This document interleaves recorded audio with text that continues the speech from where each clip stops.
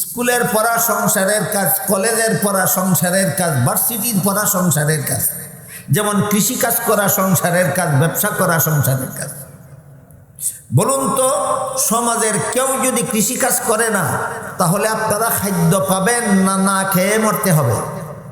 হ্যাঁ, না খেয়ে মরতে হবে। কেউ যদি ফসল ফলায় না, খাদ্য পাবেন কোথায়?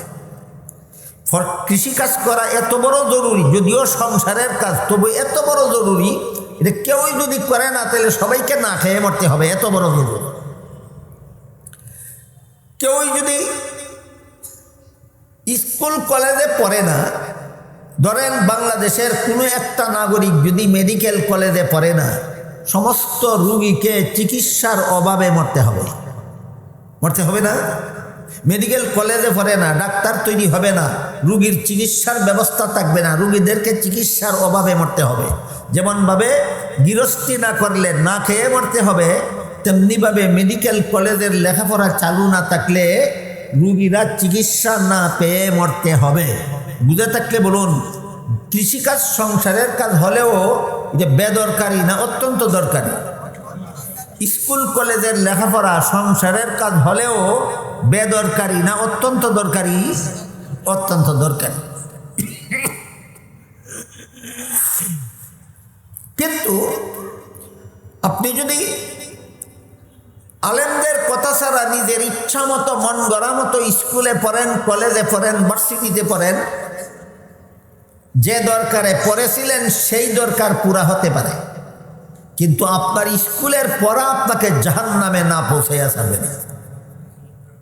যেমনভাবে ডাক্তারের কথা মতো রাতে 6 ঘন্টা ঘুমালেন, স্বাস্থ্য ঠিক থাকবে, কিন্তু আলেমের কথা মতো এশার নামাজ পড়ে ঘুমালেন না, দুনিয়াতে স্বাস্থ্য ঠিক থাকবে, কিন্তু এই এক রাতের ঘুমই পরকালে আপনাকে জাহান্নামে পৌঁছে দেবে। ঠিক তেমনিভাবে আপনি স্কুলে পড়বেন, কলেজে পড়বেন, আলেমদের কথা ছাড়া যদি পড়েন মন গড়া মতে, তাহলে ডাক্তার তৈরি হবে কলেজের পড়ার দ্বারা, কলেজের পড়ার দ্বারা রুগীর চিকিৎসা হবে, কলেজের পড়ার দ্বারা ইঞ্জিনিয়ার তৈরি হবে, দেশের উন্নয়নমূলক কর্মকাণ্ড হবে, কিন্তু এই পড়া আপনাদের ছেলে মেয়েকে জাহান্নামে না পৌঁছে ছাড়বে না। এবার একটু বোঝার চেষ্টা করি কিভাবে। হাদিস শরীফে রাসূল করিম সাল্লাল্লাহু আলাইহি ওয়াসাল্লাম বলেন, মুরু আওলাদাকুম বিসসালাতি ইযা বালাগু 7 সিনিন ওয়াদরিবুহুম ইযা বালাগু 10 আও কামা ক্বালা আলাইহিস সালাতু ওয়াসসালাম। এর অর্থ হলো, রাসূল বলেন, আমার উম্মত মুসলমানেরা, তোমাদের সন্তানেরা ছেলে হোক মেয়ে হোক 7 বছরের বয়স হলে তাকে নামাজের আদেশ করো, আর 10 বছরের ছেলে মেয়েকে শাসন করে নামাজি বানাও। তাহলে রাসূল কি বলেছেন? আমার ছেলে মেয়েকে নামাজের আদেশ করব কত বছর বয়সে? 7 বছর বয়সে। 7 বছর বয়সে নামাজের আদেশ করতে হলে নামাজ শিক্ষা দিতে হবে 14 বছরের সময়, না 7-এর আগে? তাইলে নবীর হাদিসের দ্বারা কি সাব্যস্ত হইল? প্রত্যেকটা মুসলমান ছেলে মেয়েকে নামাজ শিক্ষার বয়স হইল 7-এর আগে। নামাজ শিক্ষার বয়স কবে? 7-এর আগে। আপনি আপনার 5 বছরের ছেলেকে, আপনি আপনার 5 বছরের মেয়েকে উযু শিক্ষা না দিয়া, গোসল শিক্ষা না দিয়া, নামাজ শিক্ষা না দিয়া প্রাইমারি স্কুলে ভর্তি করে দিলেন। 5 বছর বয়সে প্রাইমারি স্কুলের 1ম শ্রেণীতে ভর্তি করলেন। এই সময় তার বয়স 5 বছর। 5ম শ্রেণী পাশ করতে তার জীবনের চলে গেল আরও 5 বছর। ভর্তি হওয়ার আগের 5, ভর্তি হওয়ার পরের 5, হইল কত? 10। এই প্রাইমারি স্কুলের সিলেবাসের মধ্যে যদি মুসলমান ছাত্রছাত্রীদেরকে উযু শিক্ষা দেওয়ার কোনো ব্যবস্থা না থাকে, প্রাইমারি স্কুলের সিলেবাসের মধ্যে যদি মুসলমান ছাত্রছাত্রীদেরকে গোসলের কত ফরজ শিক্ষা দেওয়ার ব্যবস্থা না থাকে, প্রাইমারি স্কুলের মুসলমান ছাত্রছাত্রীদেরকে যদি নামাজের কত ফরজ শিক্ষা দেওয়ার ব্যবস্থা না থাকে, তাহলে আপনার ছেলে মেয়ে প্রাইমারি স্কুলে লেখাপড়া শেষ করে হাই স্কুলে যাবে, নামাজি হয় না বেনামাজি হয়? আল্লাহ রাসূল কি বলেছিলেন? তোমাদের ছেলেদেরকে 5 থেকে 10-এর ভিতরে বেনামাজি বানাও, না 5 থেকে 10-এর ভিতরে নামাজি বানাও? তুমি বানাইলা বেনামাজি। রাসূল বলছিলেন, তোমার ছেলে মেয়েকে যদি জাহান্নাম থেকে বাঁচাতে চাও 10 বছরের ভিতরে নামাজি বানাও, এই সিলেবাস পড়াইয়া তুমি বেনমাজি বানাইলা, কোনো সন্দেহ নাই এই সিলেবাস তোমার কলিজার টুকরা ছেলে মেয়েকে জাহান্নামে না নিয়ে যাবে না। তাহলে স্কুলের লেখাপড়ার মধ্যে হালাল হারাম আছে কিনা? স্কুলের লেখাপড়াতে হালাল হারাম আছে। যেহেতু আমরা এই দেশের বাসিন্দা, বাংলাদেশের, এই জন্য বাংলাদেশের শিক্ষা ব্যবস্থা সম্পর্কে কিছু কথা অত্যন্ত গভীর মনোযোগে আমাদের শোনা এবং বোঝা দরকার। সেটা হলো বাংলাদেশের যত প্রাইমারি স্কুল আছে, সরকারি প্রাথমিক বিদ্যালয় যেগুলিকে বলা হয়, এইগুলির প্রথম শ্রেণী থেকে পঞ্চম শ্রেণী পর্যন্ত যে পরিমাণ বাংলা ভাষা, যে পরিমাণ ইংরেজি ভাষা, যে পরিমাণ ইতিহাস, যে পরিমাণ ভূগোল, যে পরিমাণ অঙ্ক, যে পরিমাণ বিজ্ঞান শিক্ষা দেওয়া হয়, এর 16 আনাটাই কওমি মাদ্রাসার প্রাথমিক বিভাগের 5 বৎসরে শিক্ষা দেওয়া হয়। কথাটা বুঝলেন কিনা দেখুন।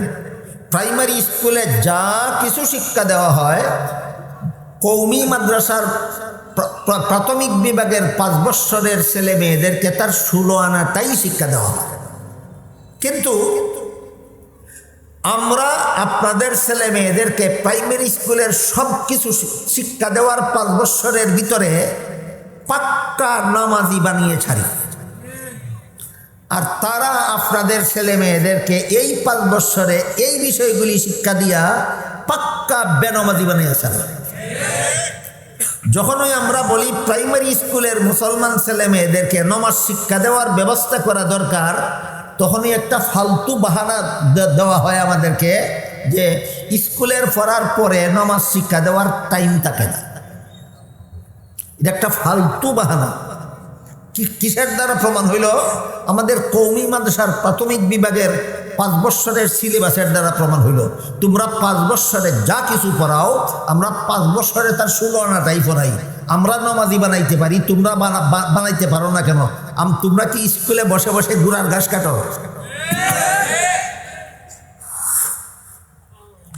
কওমি মাদ্রাসার প্রাথমিক বিভাগের 5 বৎসরে প্রাইমারি স্কুলের সব কিছু শিক্ষা দেওয়া হয়।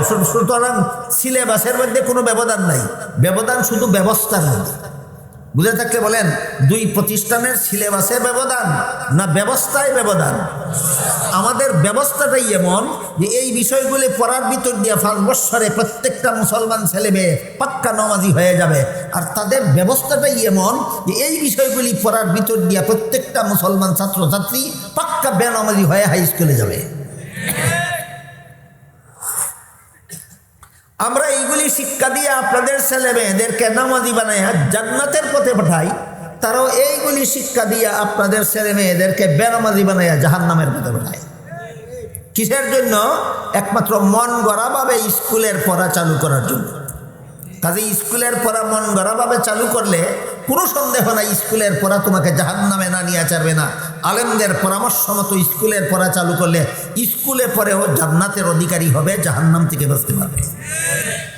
আরো বড় মজার কথা, আমরা যে 5 বৎসরে আপনাদের ছেলে মেয়েদেরকে প্রাইমারি স্কুলের 16 আনা সিলেবাস পড়াইয়া নামাজ শিখাইয়া নামাজি বানাইয়া জান্নাতের পথে পাঠাই, সরকারের 1 টাকাও না খেয়ে, সরকারের 1 টাকাও না খেয়ে। আর প্রাইমারি স্কুলের শিক্ষক মহোদয়গঞ্জে আপনাদের ছেলে মেয়েদেরকে 5 বৎসরে এইগুলি শিক্ষা দিয়া বেনামাজি বানাইয়া জাহান্নামে পাঠায়। এক একজন শিক্ষক প্রতি মাসে সরকারের কমপক্ষে 20,000 টাকা খেয়ে। আমরা আপনাদের ছেলে মেয়েদের জান্নাতে পাঠাই 1 টাকা না খেয়ে, আর তারা আপনাদের ছেলে মেয়েকে জাহান্নামে পাঠায় 20,000 টাকা মাথা পিছু খেয়ে। কত লাভের শিক্ষা ব্যবস্থা! এর চেয়ে সুদা ভাষা আমি জানি না আপনাদের বোঝাবার মতো যে কোন শিক্ষা ব্যবস্থাটা কতটুকু দোষী আর কোন শিক্ষা ব্যবস্থাটা কতটুকু গুণী। আপনারা এই দেশের নাগরিক হিসাবে কি আপনাদের শিক্ষা ব্যবস্থা জানার দরকার নাই? দরকার আছে। প্রশ্ন হইল, মাদ্রাসায় যদি 5 বৎসরে এইগুলি পড়াইয়া ছাত্রছাত্রীদেরকে নামাজি বানাতে পারে, তারা কেন পারে না? কারণটা কোথায়? এবং কারণটা কোথায় বলি শুনি। কারণটা হলো, আমাদের দেশের স্বাধীনতার পর থেকে যে দলই গদিতে যাক না কেন, যারাই সরকার গঠন করুক না কেন, দল নির্বিশেষে বলতেছি, যে কোনো দল বাংলাদেশের শাসন ক্ষমতায় যায়, স্কুল কলেজ ভার্সিটির সিলেবাস তৈরি করার জন্য এমন একদল লোকের হাতে দায়িত্বটা তুলে দেয় যারা পরিকল্পিতভাবে এমন একটা সিলেবাস তৈরি করে সরকারের হাতে তুলে দেয় যেই সিলেবাস নিয়ে লেখাপড়া করলে মুসলমানের সন্তান ডক্টর আহমদ শরীফ হতে পারে, যে সিলেবাস নিয়ে লেখাপড়া করলে মুসলমানের সন্তান তসলিমা নাসরিন হতে পারে, যে সিলেবাস নিয়ে লেখাপড়া করলে মুসলমানের সন্তান কবি শামসুর রহমান হতে পারে, যে সিলেবাস নিয়ে লেখাপড়া করলে মুসলমানের সন্তান সালমান রুশদি হতে পারে।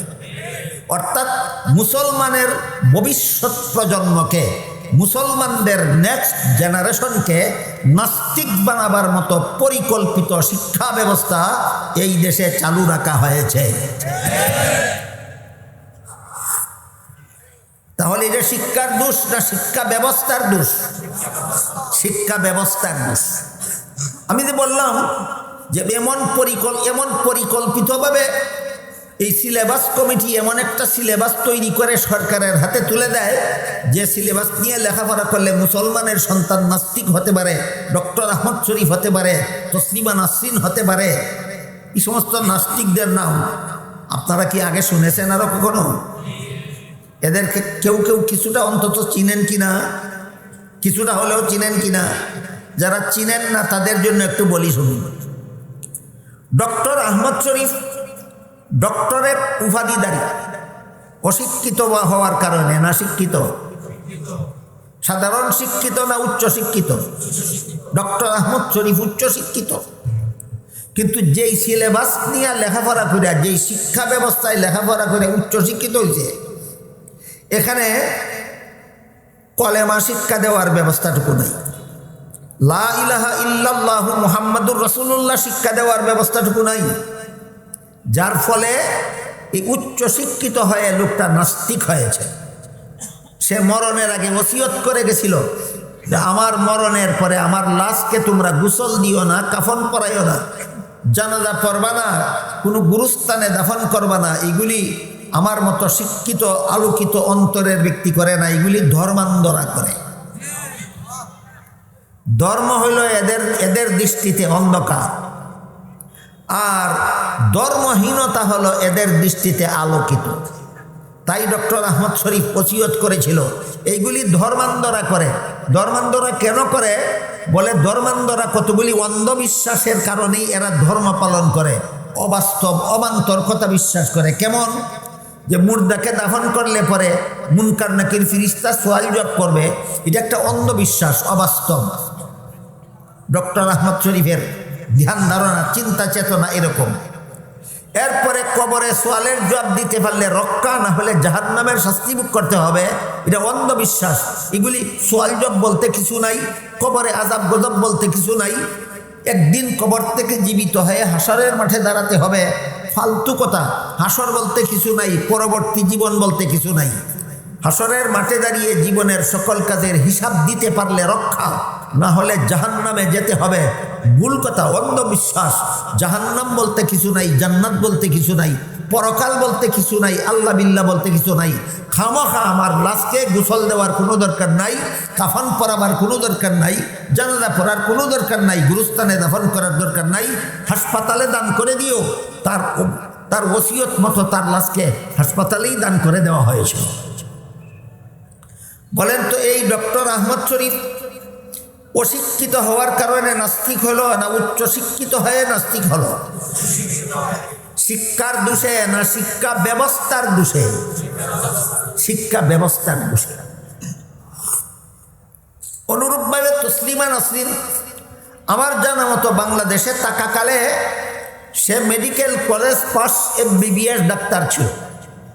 পরে বাংলাদেশ থেকে পালিয়ে প্রথমে সুইডেন গিয়েছিল, পরে সুইডেন থেকে আরো কোন কোন দেশে গিয়েছিল আমি জানি না। শোনা যায় বর্তমানে নাকি সে ইন্ডিয়া অবস্থান করতেছে, ইন্ডিয়াতে। এই তসলিমা নাসরিন অনেকগুলি বই পুস্তক সাহিত্য বই লিখেছে শুধু মানুষকে জানোয়ার বানাবার জন্য। তসলিমা নাসরিনের জীবনে যত বই লিখেছে একটাও কাউকে মানুষ বানাবার জন্য নয়, মানব সন্তানদেরকে জানোয়ার বানাবার জন্য সবগুলি বই লিখেছে। এর মধ্যে একটা বইয়ের রেফারেন্স আপনাদেরকে বলি। তসলিমা নাসরিনের লেখা লিখিত বইগুলির মধ্যে একটা বইয়ের নাম আছে অপরপক্ষ। তবে আমি আপনাদেরকে অনুরোধ করে বলি, জোরহাতে অনুরোধ করে বলি, আল্লাহর দুহাই দিয়ে বলি, মেহেরবানি করে আপনারা জীবনে কোনো নাস্তিকের লেখা বই কোনো দিন পড়বেন না। কেন পড়বেন না? কেন পড়বেন না? এমন শয়তানি যুক্তি দিয়েছে ধর্মের বিরুদ্ধে, ইসলামী আকিদার বিরুদ্ধে। এই যুক্তির জবাবও দিতে পারবেন না, ঈমানও রক্ষা করতে পারবেন না।